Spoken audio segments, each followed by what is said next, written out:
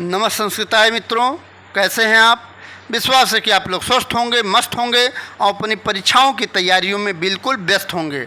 आज हम लोग रघुवंश महाकाव्य के द्वितीय सर्ग का 10वां श्लोक का हम लोग इस वीडियो में अध्ययन करेंगे। तो आइए 10वें श्लोक का अध्ययन करते हैं। आइए इसका वाचन पहले करते हैं।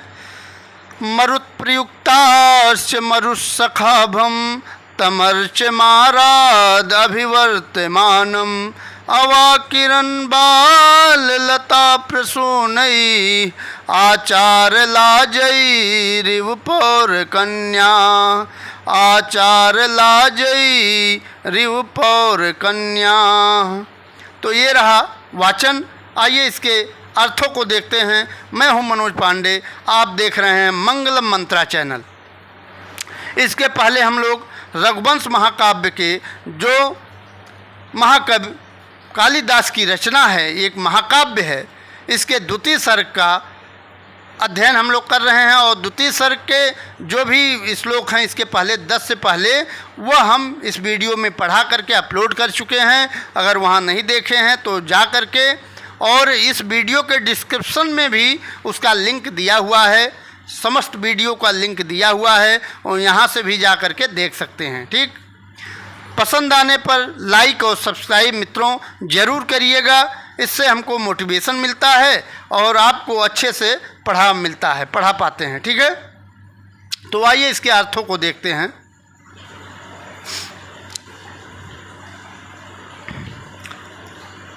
यहाँ दिया है मरुत प्रयुक्ता। ठीक है, मरुत प्रयुक्ता, मरुत मीन्स होता वायु।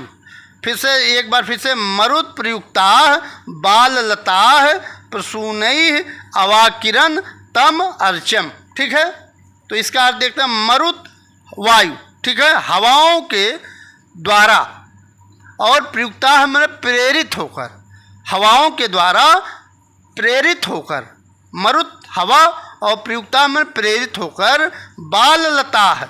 बाल लता उसे कहते हैं जो तुरंत अंकुरित लता होती है, उसको बाल लता कहते हैं। ठीक है, तो मरुत प्रयुक्ता, तो मरुत प्रयुक्ता हवाओं के द्वारा प्रेरित होकर बाल लताओं के द्वारा प्रसूनै फूलों को अवाकिरन फेंका गया या वर्षा की गई, फूलों की वर्षा की गई। ठीक है, तो कह सकते हैं कि मरुत प्रयुक्ता बाल लता प्रसूनै अवाकिरन तम अर्चम। ठीक है, तो मरुत प्रयुक्ता मतलब हवाओं के द्वारा प्रेरित होकर बाल लताओं के द्वारा फूलों को फेंका गया। ठीक है, फूलों को की वर्षा की गई। प्रश्न उठता है किसके ऊपर फूलों की वर्षा हुई, तो तम यहाँ दिया है और तम का विशेषण है अर्चम। ठीक है, अर्चम मीन्स होता है पूजनीय, और तम मतलब उनके ऊपर, उनके किसके, राजा दिलीप। ऐसे पूजनीय राजा दिलीप के ऊपर बाल लताओं के द्वारा फूलों की वर्षा की गई, अवाकिरन वर्षा की गई या फूलों को फेंका गया। समझ में आया। अब यहाँ दिया है आरात। यहाँ चौथे लाइन पर भी देख लेते हैं।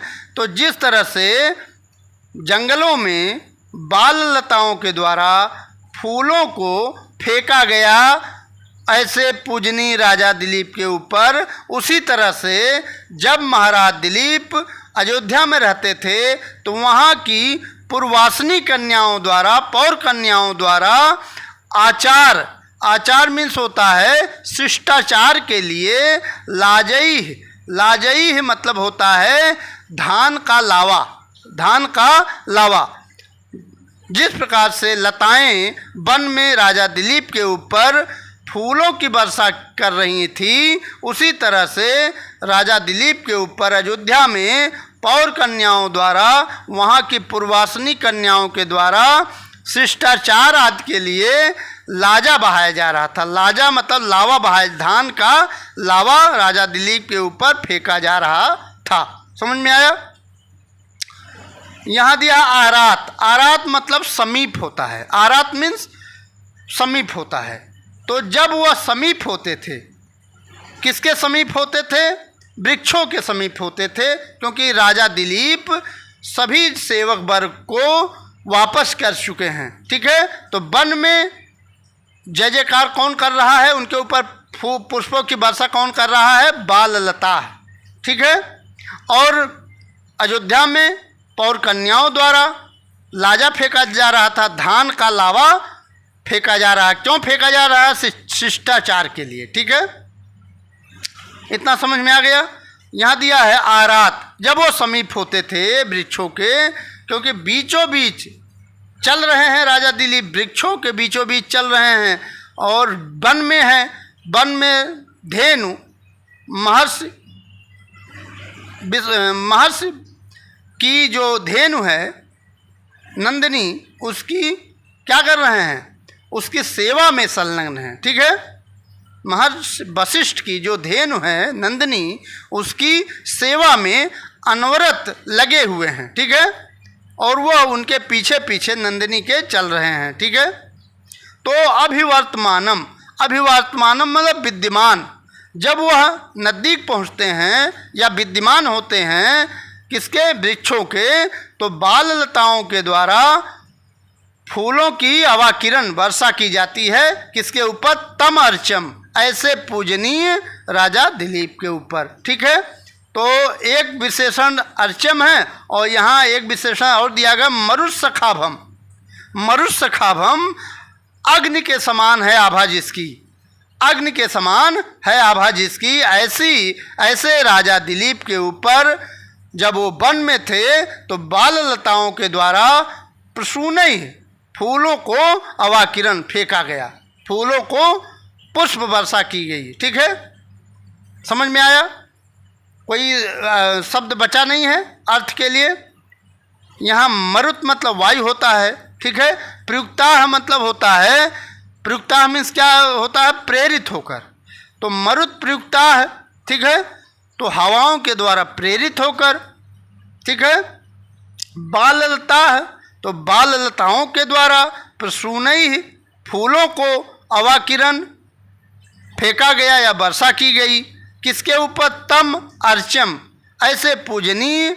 और मरुत्सखाभम, मरुत्सखाभम अग्नि के समान जो जिसकी आभा है, तेज है, ऐसे राजा दिलीप के ऊपर बाल लताओं के द्वारा वन में पुष्पों को पुष्प वर्षा की गई। जिस तरह से जब वह महाराज राजा दिलीप अयोध्या में रहते थे, पूर्ववासिनी कन्याओं द्वारा, पौर कन्याओं द्वारा आचार अर्थात शिष्टाचार के लिए लाजई धान का लावा अवाकिरण फेंका जाता था। ठीक है, चारों लाइनें आपको आपके दिल में अच्छी तरह से बैठ गई होंगी। ठीक,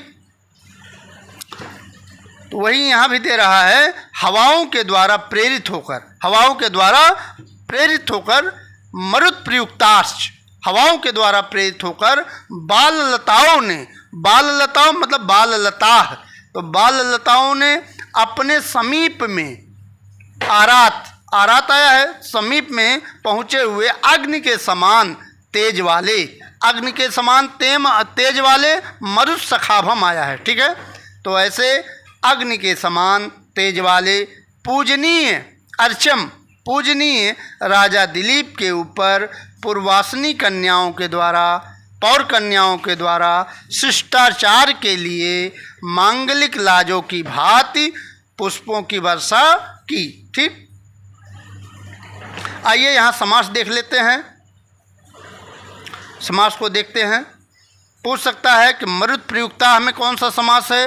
तो मरुत प्रयुक्ता मरुता प्रयुक्ता है, मरुता प्रयुक्ता में तृतीया तत्पुरुष समास है। ठीक, पूछ सकता है पौर कन्या हमें कौन सा समास है? तो पौराणाम कन्या। ठीक है, पौराणाम कन्या, पौर कन्या षष्ठी तत्पुरुष समास। ठीक, मरुत्सखा, मरुत्सखा कह, तो मरुत्सखा राजा दिलीप है, तो इसमें मरुत्सखा में कौन सा समास है? तो मरुतः सखा, मरुतः सखा षष्ठी तत्पुरुष समास। ठीक, यहाँ धात प्रत्यय लकार देख लेते हैं। पूछ सकता है अभिवर्तमानम, ठीक है, एक मिनट, यहाँ पूछ सकता है कि अभिवर्तमानम, ठीक है, तो यहाँ से पेन ले लेते हैं। तो अभिवर्तमानम में कौन सा उपसर्ग है? तो अभिउपसर्ग है। कौन सा प्रत्यय है? तो सानच प्रत्यय है। द्वितीय विभक्ति एक वचन का रूप अभिवर्तमानम बनेगा। पूछ सकता है अभिवर्तमानम में कौन सा प्रत्यय है, वेरी इंपॉर्टेंट, तो सानच प्रत्यय इसमें है, ठीक।